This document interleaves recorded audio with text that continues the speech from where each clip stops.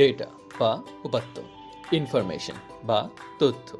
আজকের ভিডিওতে আমরা ডেটা এবং ইনফরমেশন কি তা জানার চেষ্টা করব। সবাই বোর্ডের দিকে লক্ষ্য করো। কি দেখতে পাচ্ছ?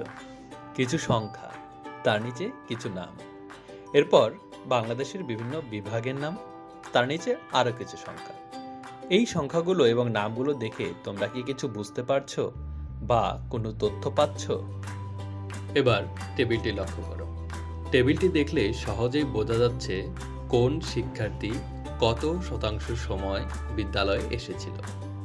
যেমন সাকিব ৮০% সময় এসেছিল, আলিফ ৮৫%, রাকিব ৯০%। একইভাবে আমরা বিভিন্ন বিভাগের গড় তাপমাত্রা কত ডিগ্রি সেলসিয়াস ছিল সেটিও কিন্তু এই টেবিলের মাধ্যমে বুঝতে পারবো।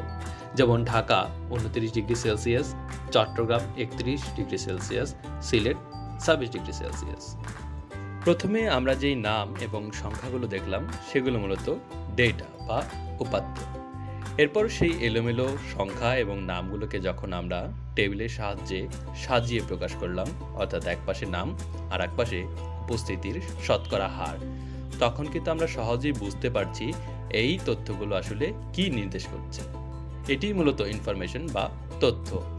অগোছালো বা এলোমেলো ডেটাকে গুছিয়ে অর্থপূর্ণভাবে প্রকাশ করার মাধ্যমে মূলত ইনফরমেশন তৈরি করা হয়।